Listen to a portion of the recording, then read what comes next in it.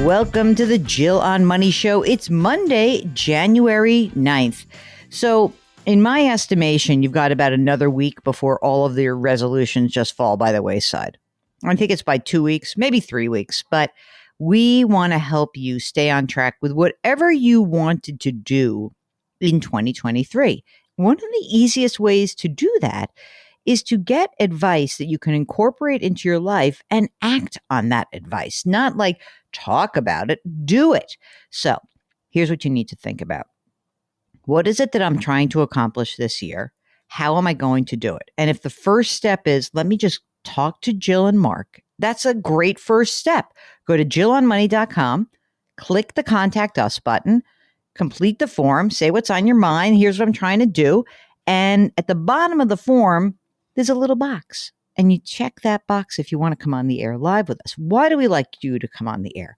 Because Mark and I are for sure voyeurs. We love to hear your stories, but we always uncover something a little bit more interesting when we have you live with us. And so if that is something that is intriguing to you, we would love for you to do it. We really encourage you to do it. Okay? Excellent. Okay. Today, we are talking to Todd, who's on the line from California. Hello, Todd. How are you? Happy New Year. Happy New Year to you. Good morning. What's going on? Well, I'm just looking at making a transition professionally. That's going to come with a pension, which I'm pretty happy with. But I want to know how to manage emergency fund savings in that process. I don't want to be have too much in savings so that I can't enjoy my life with my kids and family moving forward. You mean like you're so focused on savings and keeping that money there that it's just like you're sort of paralyzed and you can't do anything with that fund money? I don't think we're paralyzed. I just want to make sure I'm living as much as we can and having fun in the appropriate ways. Okay, I love having fun. I think that's good. That's a famous quote of my father's, by the way. I remember when my parents dropped me off for college and I was like a little like sniffly, like, oh, my parents are leaving me. I was up early, a couple weeks before everyone else because I was playing sports. And they leave me at the foot of the soccer coach's office and there's going to be a big meeting. And my dad looked at me and I got a little weepy and he said, remember, hun, having fun counts too, which I thought was a great message. Like, don't fret too much. Let's have some fun. So, Todd, tell us about what's going on. What is the transition? How old are you? Who else is involved? So I'm currently 48. I'll be 49 next year. I'm going to transition out of the military. And I have a wife, 3 kids, and a pup. We don't know where we're going to land. But I do know that when I transition in about a year and a half, I'll have about $6,500 pension income. Wow. Before whatever job I hopefully find in the meantime. That's a lot, 6,500. So when you're thinking about this transition, you're not saying I don't want to work anymore. You're really young. What is it that you think you need to add to the 6,500 a month to help you live the way you want to live? Or will $6,500 a month do it? I don't think that will do it. I have 3 kids in school and we're pretty active. So I think to live, location dependent, probably $10,000 a month is probably the minimum that I would need to kind of live the way we want, keep my kids active, doing the things they like to do. How old are the kids? Currently 13, 9, and 7. And Todd, I know that I've spoken to other folks in the military who have these amazing GI Bill ability to put their kids through school. Is that your case as well? So I've transferred my GI Bill benefits to one of my children, and I've got 529s established for the second 2. Okay. And how much is in the 529? And I presume for the 9 and the 7-year-olds, right? Correct. So currently the 9-year-old's about 46,000 and the 7-year-old's about 24,000. Okay. And you say you live in California. Do you own a home? No, we're in the military, so I live on base. Isn't that a huge expense that's going to have to be replaced?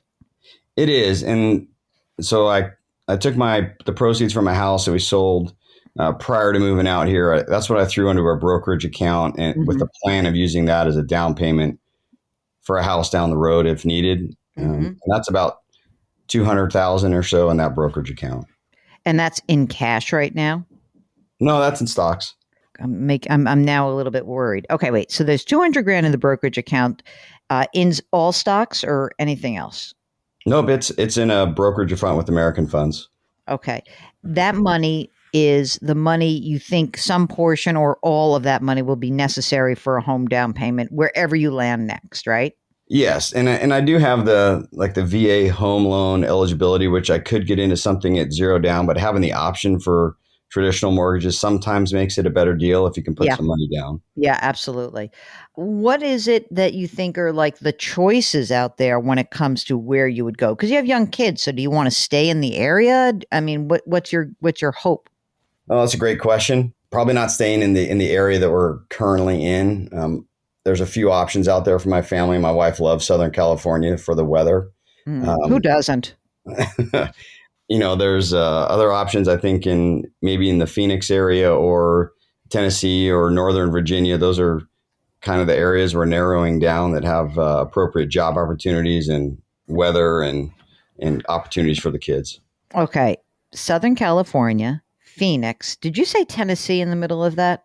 Yeah, we spent some time in Tennessee in my Navy career, and we just really kind of like the pace of life and some of the options out there in Tennessee, Okay. Central You Tennessee. probably can't. Your money will probably go a lot farther in Tennessee than in, let's say, Southern California, right? Right.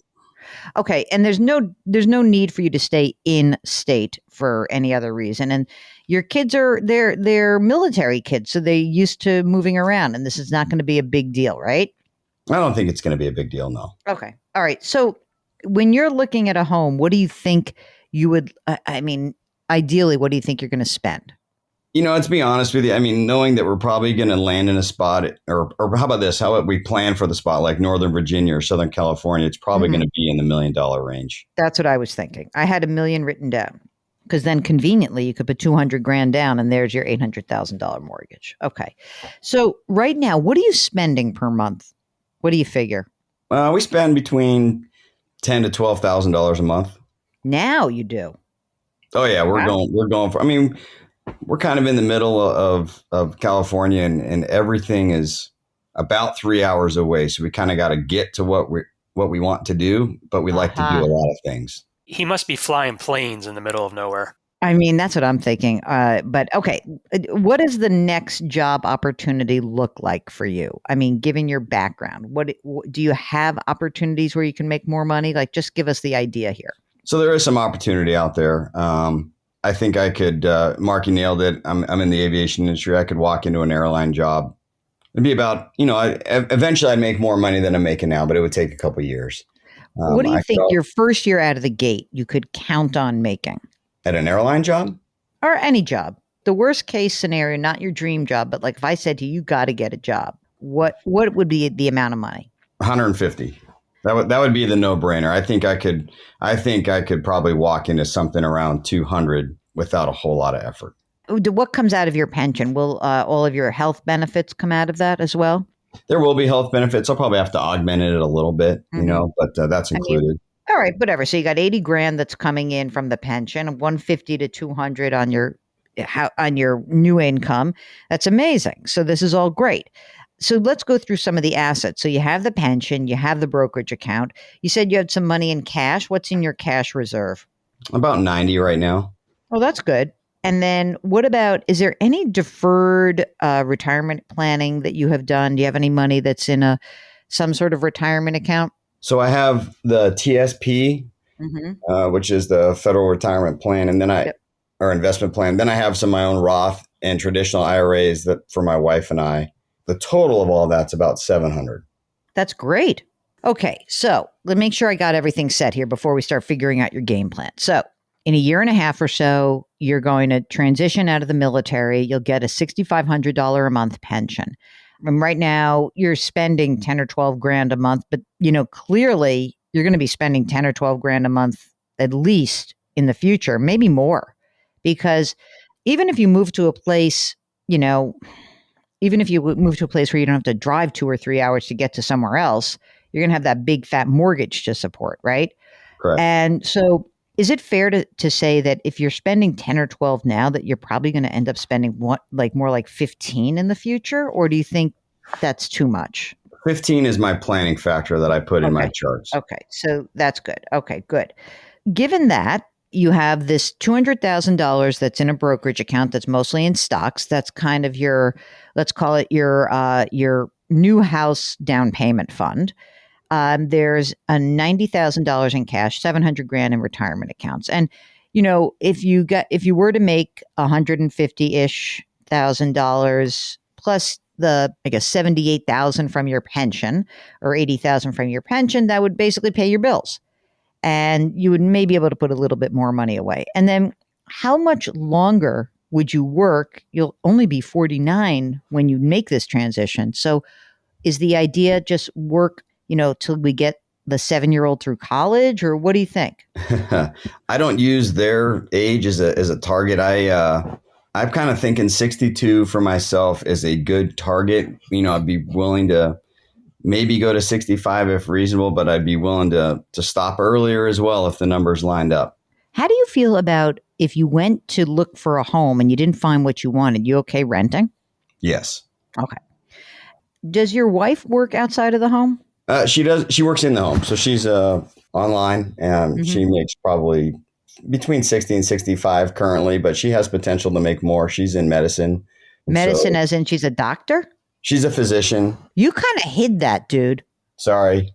All that stuff that we just talked about, I was a little worried that you're spending 10 or 12 grand a month on your own salary. And then all of a sudden now I got the 66. What do you earn right now? It's about 150, 155. So you're really making like 210, 225 between the two of you, right? Yes.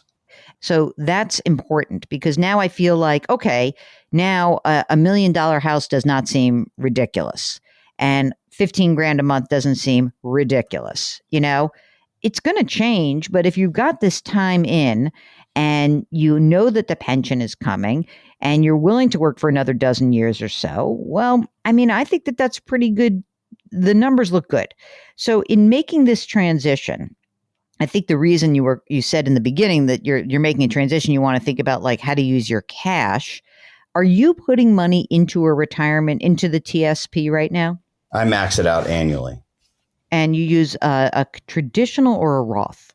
Well, I use the Roth. Okay. So there's no big tax hit here. And does your wife put money on that 60 to 65? Does she make an IRA contribution, or does she have a plan available to her? No, so she doesn't have a plan available. We make the IRA contributions, but to be honest, with our income level, I've pulled back on making those IRA contributions and shifted more towards just putting something in the brokerage. That's good.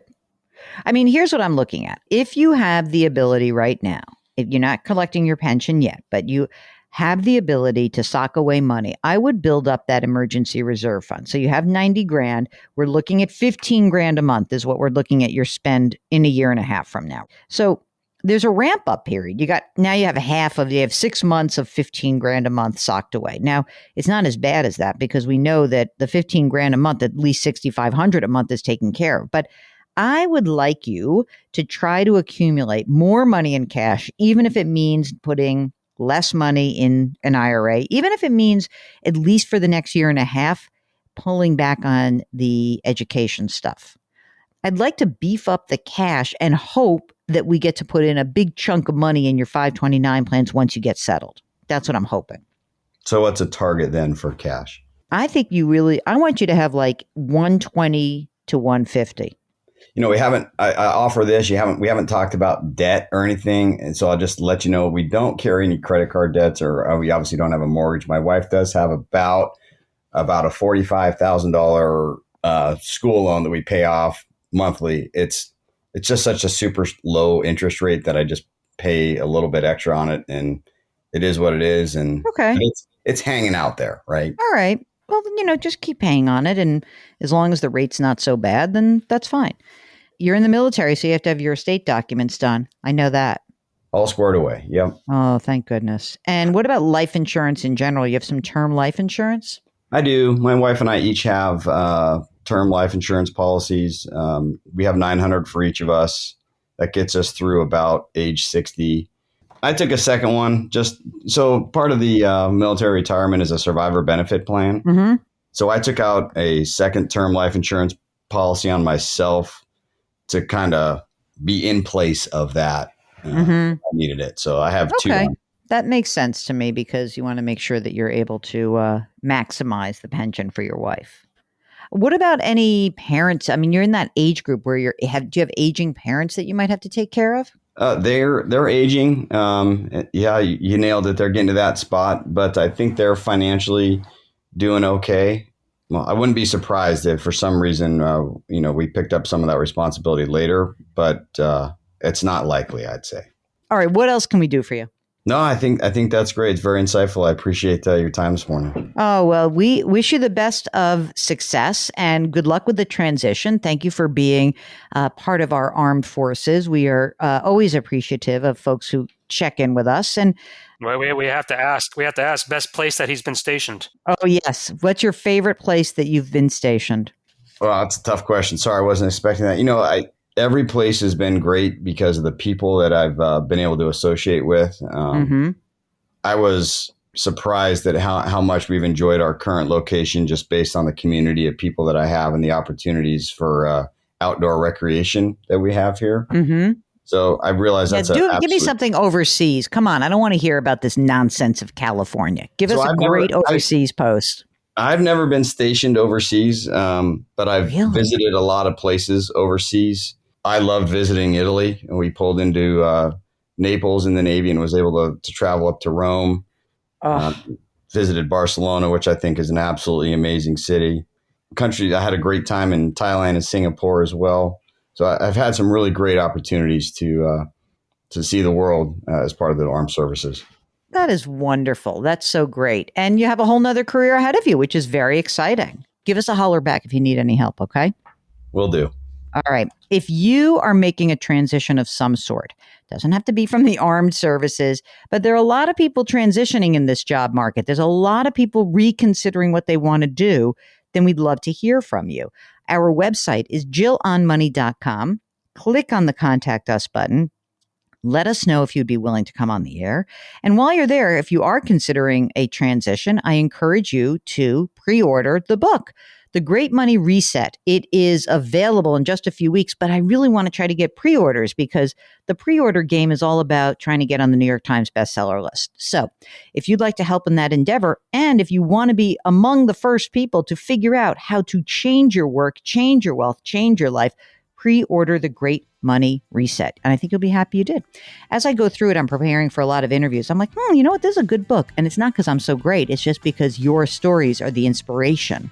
So stories like the one we just had from Todd are really what this book is about. That how you can take a chaotic time, a transition time. It could be a birth, it could be a death, it could be a divorce. How do you take that time and make something different? How do you turn that chaos into opportunity? That is what this book is about. So I encourage you to check it out. All right. It is a Monday. We've got a whole long week to go. So sorry, kids, no short week this week. Lift someone up. Change your work, change your wealth, change your life. Thank you for listening, and we'll talk to you tomorrow.